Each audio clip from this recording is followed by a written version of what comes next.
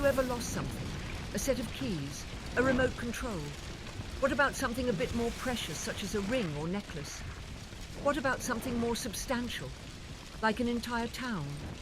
That's precisely what happened over 6 decades ago in the American state of Kansas. Sometime during the night of August 16th, 1952, the small town of Ashley, Kansas, ceased to exist. The disappearance of Ashley, Kansas endures today as one of the most perplexing and terrifying mysteries in American history, if not the world.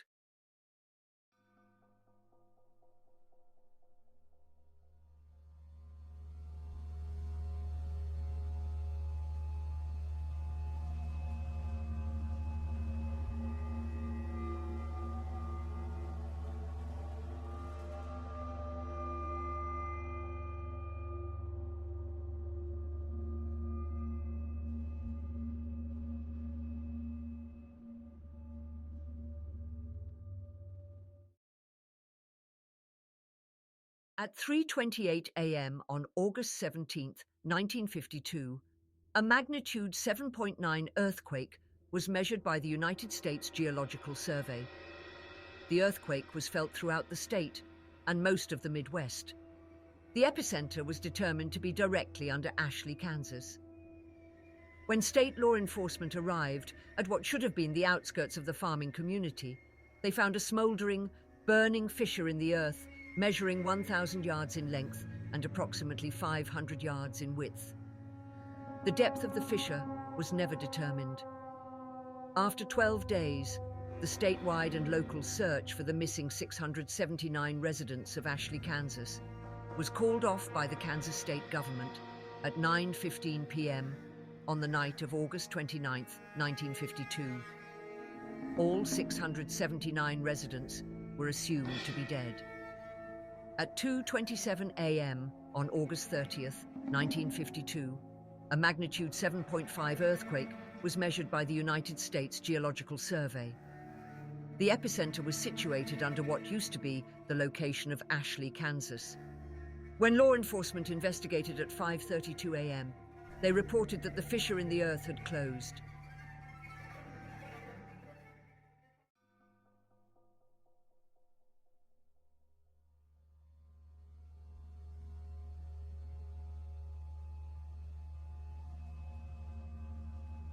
In the 8 days leading up to the disappearance of the town and its 679 residents, bizarre and unexplainable events were reported by dozens of residents in Ashley, Kansas, and law enforcement from the surrounding area.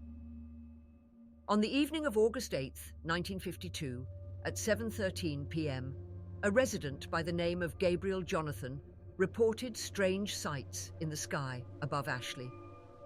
The town itself, having no official branch of law enforcement, called into the police station of the neighboring town of Hayes. Gabriel reported what appeared to be a small black opening in the sky. Within the next 15 minutes, the Hayes police station became overwhelmed with dozens of phone calls, all reporting the same phenomenon. The phenomenon was never reported by any neighboring communities. A decision was made to send a trooper to Ashley to investigate the matter the following morning. This would mark the beginning of the extraordinary, peculiar sequence of events leading up to the disappearance of the small Midwestern American town.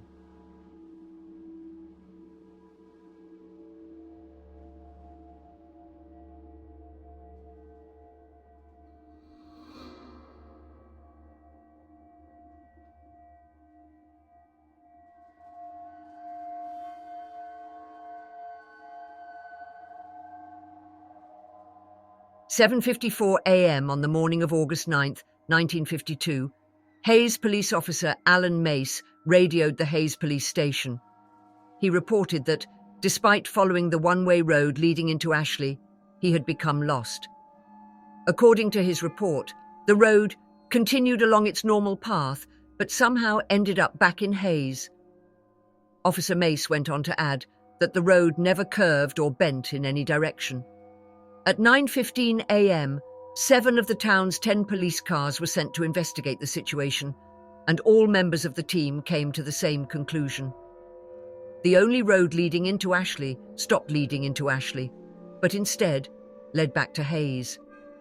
Phone calls continued to pour into the Hayes police station, all reporting that the black opening in the sky continued to increase in size. All callers were advised to remain inside and to not travel unless necessary. At 8:17 p.m., Mrs. Elaine Cantor reported her neighbours, Mr. and Mrs. Milton, and their 2 children, Jeffrey and Brooke, missing. According to Mrs. Cantor's phone call, the Miltons attempted to leave town in their family car earlier in the evening. They never returned. Law enforcement officials from Hayes never reported the car or individuals coming up the one-way road. At 7:38 a.m. on the morning of August 10th, 1952, phone calls from Ashley into the Hayes police station reported that the town was in total darkness. The sun had never risen. At 10:15 a.m., at the request of Hayes law enforcement, a helicopter from Topeka, Kansas, flew over the region in which Ashley, Kansas stood. The town could never be observed from the air. At 12:43 p.m. on the afternoon of August 11th, 1952, Ms. Phoebe Danielewski called into the Hayes police station. She reported that her daughter Erica had begun to have conversations with her father, who died 3 years prior in a drunk driving accident. To add to her concern, Ms. Danielewski reported that Erica was attempting to go outside into the dark, to join them. Over the course of the next 12 hours, a reported 329 phone calls were placed into the Hayes police station, all describing similar phenomenon with the children of the town. The following morning of August 12th, 1952, the situation became dire. During the middle of the night, all 217 children in the town of Ashley, Kansas, disappeared. A reported 421 phone calls were placed into the Hayes Police Department. Unable to be of any useful assistance, Hayes law enforcement instructed all callers to remain inside and to cease all attempts at finding the missing children for the time being. At 5:19 p.m., on the evening August 13th, 1952, Ashley resident Scott Luntz reported a growing, distant fire to the south. According to his description, the fire seemed to turn the distant black into bright red and orange that seemed to extend high into the sky. Throughout the rest of the day, calls continued in, stating that the fire, in addition to moving north, now seemed to come out of the black sky. No fire was ever witnessed by any of the neighboring communities or law enforcement officials.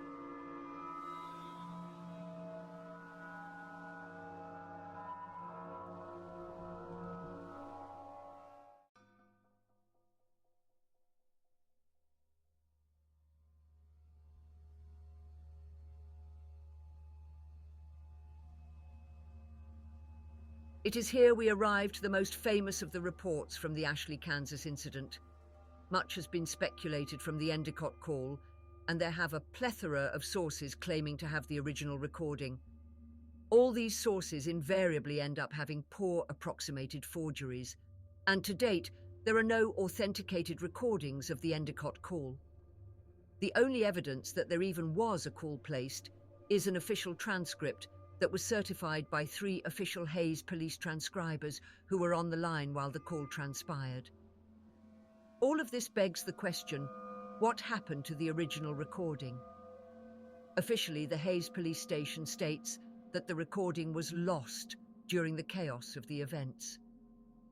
Unofficially, it is said that the tape of the recording had been destroyed by one of the transcribers, and they had soon resigned from their position with the police station. Rumors go on to say that this police transcriber had taken their own life shortly after the entire event. While some of the details are difficult to be fully verified, there was a report made in early 1965 of the suicide of an individual who had worked for the Hayes Police Department as a police transcriber during the time of the Ashley, Kansas incident. It was believed that there was no hope of ever restoring the original recording. That is until a very curious and ultimately fruitful discovery was made of a partial backup. While only a sliver of the call was able to be restored, it was an incredible find, to say the least. To understand it, though, we must run through the entire text of the call. The reports continued until 12:09 a.m. on the morning of August 14th, 1952. The last phone call, placed by a Mr. Benjamin Endicott, reported that the fire in the sky had grown so intense that it began to appear as daytime over the town.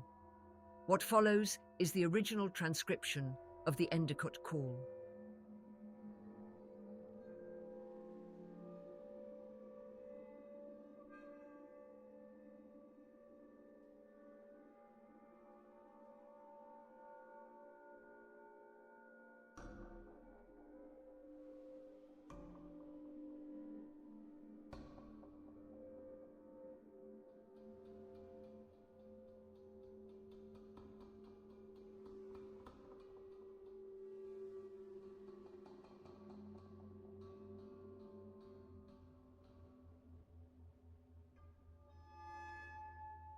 The voice of Benjamin Endicott can be briefly heard as he seems to be distracted by some unknown phenomena.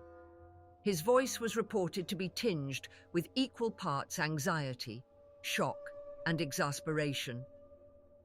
The call cuts, but the line quickly returns, but only the sound of static can be heard. It is otherwise eerily silent. This silence continues until 9:46 p.m. on the evening of August 15th, 1952. According to the official documentation, this recorded phone call was taken by officer on duty Peter Welsh. At the time of the call, the identity of the caller had been unknown, but it is now believed to have been Mr. Endicott's next-door neighbour, a Miss April Foster.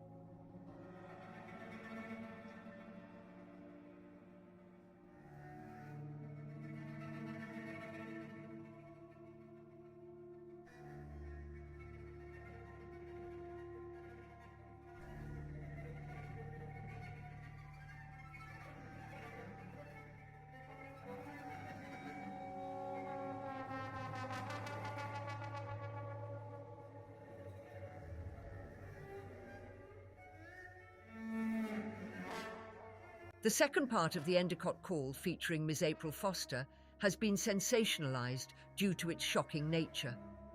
She sounds panicked, in massive fit of hysteria. In the call, Ms. Foster claims that she is being pursued by something that is or has taken the form of her deceased son. While her claims cannot be proved, there is one aspect of them that can be corroborated and is supported by the small piece of recovered audio from the original tape. In addition to the voices of Ms. Foster and Officer Welsh, it has been stated that there was the presence of a third voice. The existence of this third voice had been hotly contested by experts analysing the case, that is, until the piece of the original recording had been recovered and enhanced. It is as follows.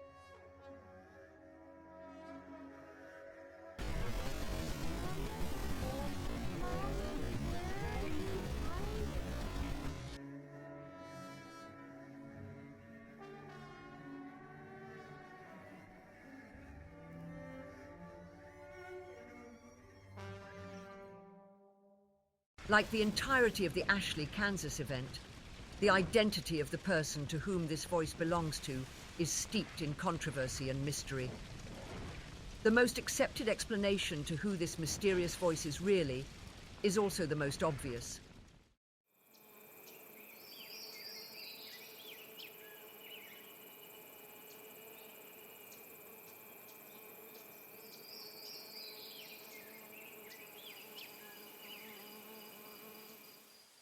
The following morning of August 16th, at 6:55 a.m., the law enforcement officials of the Hays Police Department finally arrived at the location of Ashley, Kansas. Instead of finding bodies, they found nothing. Instead of finding the remains of riots or mass hysteria, they found nothing. Nothing but a smouldering, burning fissure in the earth was all that remained. So, 60 years later, all we are left with are burning questions that may evermore go unanswered, a smouldering mystery, and the ashes of a memory that was once the town of Ashley, Kansas. Thank you, and good night.